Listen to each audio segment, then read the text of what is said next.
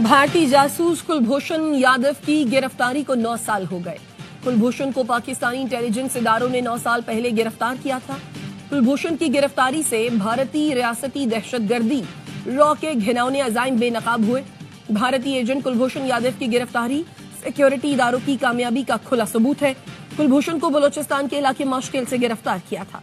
भारतीय जासूस कुलभूषण यादव भारतीय बहरिया का हाजिर सर्विस अफसर था। गिरफ्तारी के बाद कुलभूषण के एतराफात, दस्तावेजात, सबूतों ने भारतीय एजेंडे को बेनकाब किया। कुलभूषण ने दौरान तफ्तीश एतराफ किया था वो बलोचिस्तान कराची में अलैदगी पसंद रहनुमाओं से राब्ते में था। कुलभूषण की गिरफ्तारी के ऑपरेशन में हिस्सा लेने वालों के मुताबिक 13 साल पहले ईरान के पोर्ट सिटी चाबहार में मुबारक हुसैन नामी शख्स रडार पर आया, जिसकी सर्वेलेंस शुरू की गई। ये शख्स बलोचिस्तान की दहशतगर्द तंजीमों और कलदम तलबा तंजीमों के साथ काम कर रहा था और माली सपोर्ट भी कर रहा था। कुलभूषण यादव और हुसैन मुबारक ने चाबहार में कवर के लिए ज्वेलरी शॉप खोल रखी थी। बलोचिस्तान से दहशतगर्द चाबहार जाकर इस शख्स से मिलते थे। आईसीजे ने पाकिस्तान की इंसानी हुकूक की पासदारी को तस्लीम किया और इस खतरनाक दहशतगर्द को काउंसिल रसाई दी। कुलभूषण ने अपने एतराफात से पाकिस्तानी मौक़िफ़ की तायीद की। कुलभूषण की गिरफ्तारी की खबर दुनिया भर में सबसे पहले ARY न्यूज ने दी थी।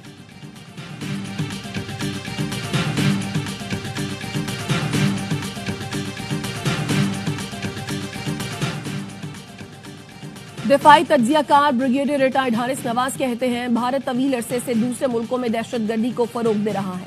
हमारी फोर्सेज ने पेशावराना सलाहियतों का इस्तेमाल करके कुलभूषण को रंगे हाथों गिरफ्तार किया। कुलभूषण यादव भारतीय बहरिया का हाजिर सर्विस अफसर था। कुलभूषण की गिरफ्तारी के बाद पाकिस्तान में दहशतगर्दी में नुमाया कमी हुई थी। कुलभूषण की गिरफ्तारी पर हमें अपनी फोर्सेज को क्रेडिट देना चाहिए।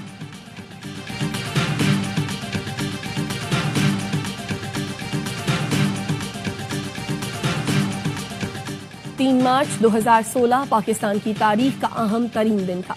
कानून नाफिज करने वाले इदारों ने भारतीय हाजिर सर्विस एजेंट को बलोचिस्तान से गिरफ्तार किया था। तर्जुमान बलोचिस्तान हुकूमत शाहिद रन कहते हैं, माजी में मुख्तलिफ मौके पर बलोचिस्तान में दहशतगर्दी में भारतीय किरदार नजर आता है। इंटेलिजेंस, सिक्योरिटी और कानून नाफिज करने वाले इदारों ने हाजिर सर्विस एजेंट को गिरफ्तार किया। सिक्योरिटी और कानून नाफिज करने वाले इदारों को हमें क्रेडिट देना होगा।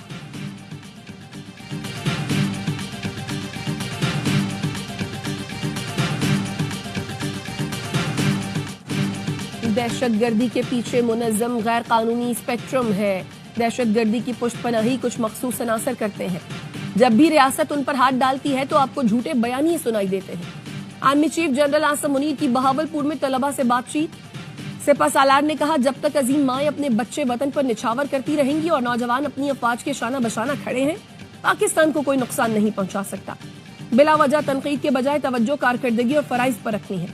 हमें कभी भी अपने अकीदे, इस्लाफ और मुआशरती इक़दार को नहीं भूलना चाहिए।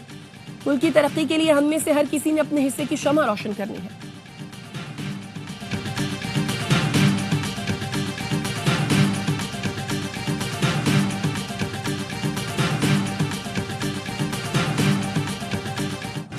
रमजानुल मुबारक की दूसरी सहरी के लिए शहरियों का एहतमाम। होटल्स और फूड स्ट्रीट्स का रुख किया। कराची में फूड स्ट्रीट में शहरियों का रश रहा।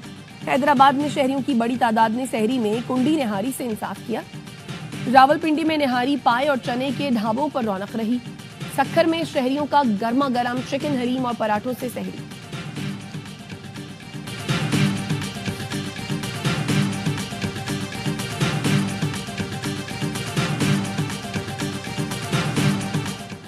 वजीर आजम का सहर और इफ्तार में घरेलू सार्फिन को गैस की अदम फराहमी की शिकायत का नोटिस।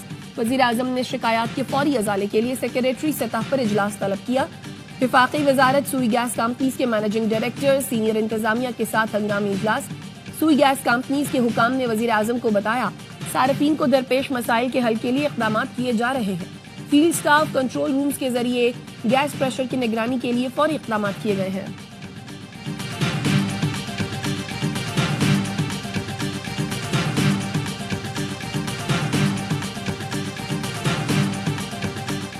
रमजानुल मुबारक में महंगाई कैसे रोकी जाए। वज़ीर आज़म शहबाज शरीफ की ज़ेर सदारत अहम इजलास। वज़ीर आज़म ने कहा, वफाकी और सूबाई हुकूमतें मिलकर आम आदमी को सस्ते दामों और शाय खुरोनोश की फराहमी यकीनी बनाए। कोई कोताही बर्दाश्त नहीं की जाएगी। चीनी की कीमतों पर कंट्रोल के लिए कड़े इक़दाम और ज़ख़ीरा अंदोज़ों के खिलाफ सख्त कार्रवाई की हिदायत।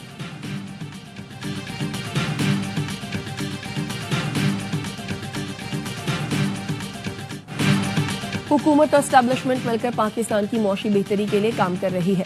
वज़ीर आज़म के मुशीर राना सनाउल्लाह का तकरीब से खिताब, कहा जब तक सब लोग सर जोड़कर नहीं बैठेंगे मुल्क बहरान से नहीं निकल सकता। बलूचिस्तान में लोगों को गाड़ियों से उतार कर मारा जा रहा है। खैबर पख्तूनख्वा में ऐसे वाक़यात हुए तो अली अमीन गंडापुर की हुकूमत नहीं रहेगी।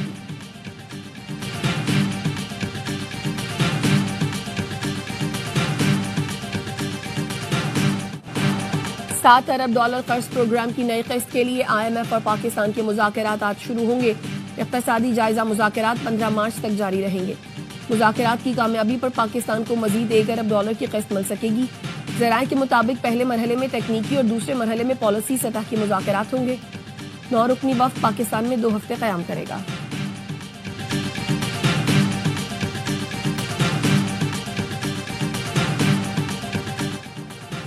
खैबर पख्तूनख्वा हुकूमत ने 6 माह में विफाक को 169 अरब का सरप्लस बजट दिया।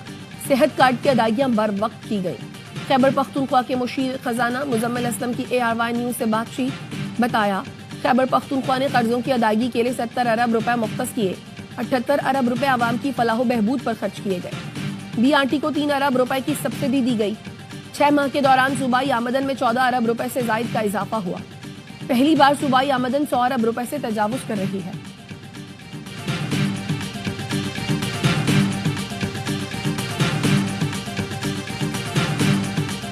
अभी हम सुन रहे हैं ईद के बाद बड़ा तारीख शुरू होने वाला है, ग्रैंड अलायंस बनने वाला है। भी लोग समझते हैं कि उसका एजेंडा क्या है, अवाम को देने के लिए बनना है या अपने जाती मकासद के लिए बनना है। अवाम अभी महसूस कर रहे हैं कि हमें सिर्फ इस्तेमाल किया जा रहा है।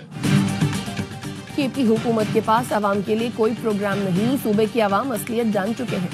PTI का ग्राफ नीचे गिर रहा है। ओवरसीज पाकिस्तानियों ने भी बानी PTI की कॉल मुस्तरद कर दी। विफाकी वजीर अमीर मुकाम कहते हैं हुकूमती इक़दाम से महंगाई में नुमाया कमी आई।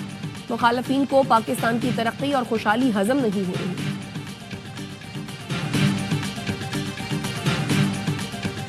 खालिद मकबूल साहब ने भी इशारों कराई में मान लिया कि जो MQM है वो PSP माफिया के कब्जे में है। जहाँ कन्वीनर बेबस हो, पार्टी किसी और के नरगे में हो, वो हमें पता नहीं क्या बहुत दिखाएंगे, लेकिन इस वक्त उनकी अपनी सूरत बहुत खस्ता है। वज़ीर बल्दियात सिंध सईद गनी ने MQM पाकिस्तान के चेयरमैन खालिद मकबूल सिद्दीकी को बेबस करार दे दिया। कहा खालिद मकबूल भी मान चुके, MQM इस वक्त PSP माफिया के नरगे में है। हमें तड़ी लगाने वाली MQM को अपने भाव का अंदाजा होना चाहिए। ये सिर्फ टोपी ड्रामे कर रहे हैं।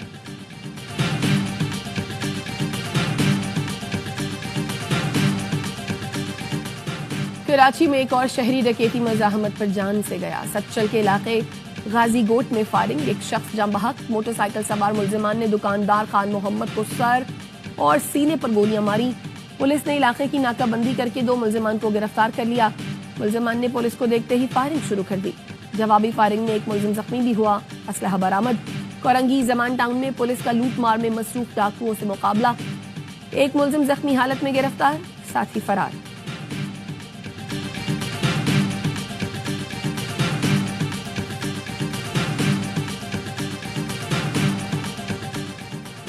गुजरात में देरीना दुश्मनी पर 6 अफराद के कत्ल का मुकदमा दर्ज। मोहम्मद रासिब की मुद्दत में दर्ज मुकदमे में अख्तर अली समेत 18 मुल्जिमान नामजद, 7 से 8 नामालूम मुल्जिमान शामिल। FIR के मुताबिक अख्तर ग्रुप का एक साथी जहूर उर्फ जोरी भी मारा गया। पुलिस के मुताबिक जहूर उर्फ जोरी थाना डंगा में दोहरे कत्ल का इश्तेहारी था। हमलावर जख्मी साथी को उठाकर मोटरसाइकिलों पर फरार हो गए थे। जहूर उर्फ जोरी अपने साथी हमलावरों की फायरिंग से मारा गया था। पुलिस ने रक पब्बी के जंगल से जहूर उर्फ जोरी की लाश बरामद कर ली।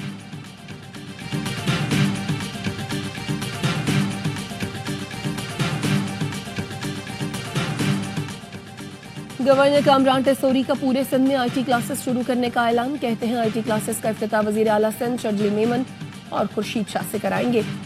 गवर्नर हाउस में इफ्तार डिनर के शुरका से खिताब में कामरान टेसोरी ने कहा सोशल मीडिया पर गैर मुल्की और इंडियन प्रोपेगेंडा फैला रहे हैं। अफवाज पाकिस्तान के लिए दुआ करें जो सरहदों पर दुश्मनों से लड़ रही हैं। आप सबको अफवाज पाकिस्तान के साथ खड़ा होना है।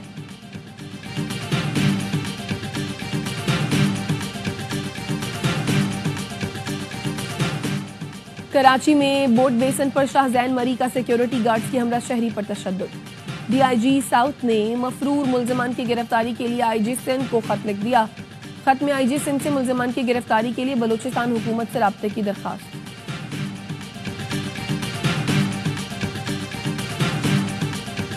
हम अपनी रेट इस्टेब्लिश करना जानते हैं, हमें हाईवेज खोलना हमारे लिए प्रॉब्लम नहीं है। माजी में आपने देखा कि गवादर में इस तरह हुआ तो हाईवे फिर खुली ना, तो लेकिन सबर क्योंकि हुकूमत जो होती है वो हमेशा सबर करती है। हम अपनी रेट कायम करना जानते हैं, हाईवेज खोलना मसला नहीं, लेकिन हुकूमत हमेशा सब्र करती है। वजीर आला बलूचिस्तान सरफराज बुख्ती कहते हैं सियासी मकासद के लिए बलूचिस्तान से मुताल्लिक गैर जिम्मेदाराना बयानात अफसोसनाक है। सूबे में हुकूमती अमलदारी बरकरार है, फोर्सेस जल्द दहशत गर्दी को कंट्रोल कर लेंगी।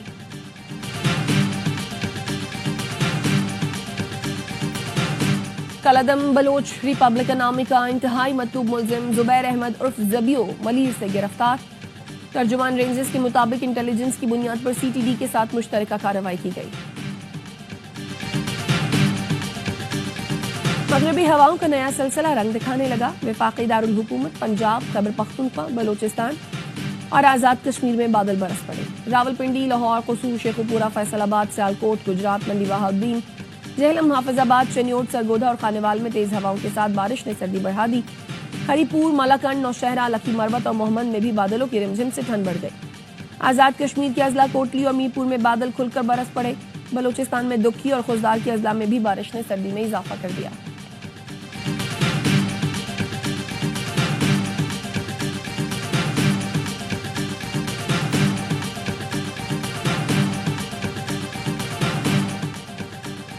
ताखीर का शिकार थाई एयर की परवाज कराची पहुंच गई। एयरलाइन की परवाज में खराबी के बाद सिडनी से पाकिस्तान आने वाले मुसाफिर 2 रोज से बैंकॉक में फंसे हुए थे। एयरलाइन इंतजामिया ने एयरपोर्ट से 1.5 घंटे की मुसाफत पर उतार दिया, जिसमें सहूलतें भी नहीं थी। एयरलाइन हुकाम की नाअहली से कई मुसाफिरों की कनेक्टिंग फ्लाइट छूट गई। पाकिस्तानी मुसाफिरों ने पाकिस्तानी हुकाम से मदद की अपील की थी।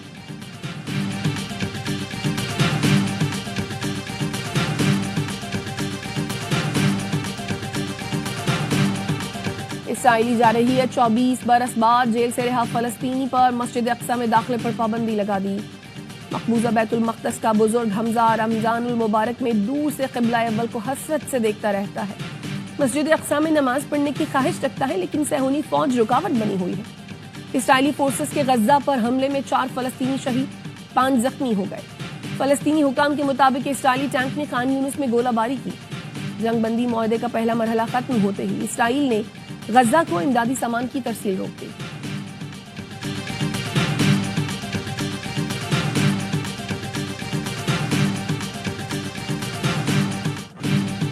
चैंपियंस ट्रॉफी के आखिरी ग्रुप मैच में भी भारत का शानदार खेल। दुबई में न्यूजीलैंड को 44 रन से हरा दिया।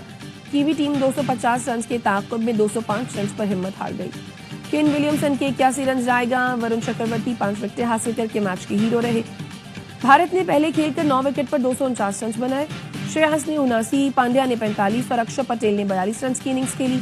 इवेंट का पहला सेमीफाइनल कल भारत और ऑस्ट्रेलिया के दरमियान दुबई में होगा। बुध को दूसरे सेमीफाइनल में जनूबी अफ्रीका और न्यूजीलैंड कज़ाफी स्टेडियम में टकराएंगे।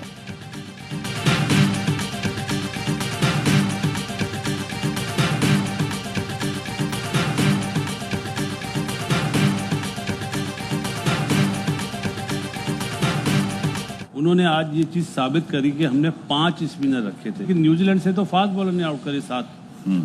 इनकी तरफ से 9 आउट करे स्पिनर ने। स्किल में तो हम बहुत पीछे ही हैं, हम सोच में भी बहुत पीछे हैं। कामयाबी यही है कि किसी 1-2 पे आप डिपेंड नहीं करते, आप एज अ टीम लड़ रहे होते हैं, जिसकी वजह कामयाबी है उनकी और नंबर 1 होना। भारतीय टीम की जीत बड़ी हिकमत अमली का नतीजा है। आईसीसी चैंपियंस ट्रॉफी के लिए भारत की मंसूबाबंदी बहुत अहम है। टूर्नामेंट से पहले उनकी जो सोच थी वो आज साबित हो गई। प्रोग्राम हर लम्हा पुरजोश में बासित अली का तज्जिया। कहा टूर्नामेंट से पहले हाइब्रिड मॉडल हुआ, सब बोझ राजी थे, हारने के बाद बात कर रहे हैं, पहले शोर मचाना चाहिए था। भारतीय टीम अगर पाकिस्तान आती तो यहाँ की 25 पर 400 रन स्कोर करती। हमने अपने मुल्क में स्पिन पिचेस क्यों नहीं बनाई?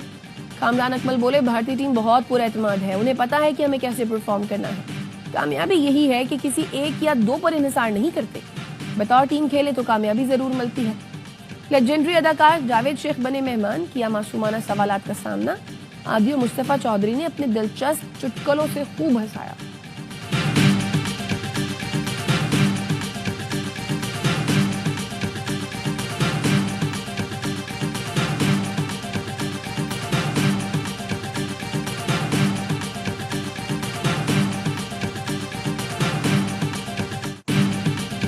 न्यूजीलैंड के खिलाड़ियों ने नॉकआउट मरहले से पहले फील्डिंग में नए स्टैंडर्ड सेट कर दिए। फिलिप्स और विलियमसन ने कोहली और जडेजा के नाकाबिले यकीन कैच ली।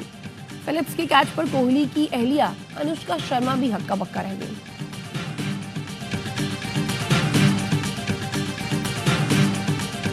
बांग्लादेश प्रीमियर में मुआवजों का तनाजा। साबिक कप्तान शाहिद आफरीदी ने बांग्लादेश क्रिकेट बोर्ड के सदर मोहम्मद फारूक को खत लिख दिया। कहा इंतजामिया ने उन्हें मेंटोर बनाया, फीस अदा नहीं की। इंतजामिया ने खिलाड़ियों के मुआवजे भी नहीं दिए। लीग के दौरान पाकिस्तान शाहीन्स के कप्तान मोहम्मद हारिस भी बांग्लादेश में फंस गए थे। मुआवजा न मिलने की वजह से उन्हें 2 दिन इजाफी होटल में कयाम करना पड़ा था।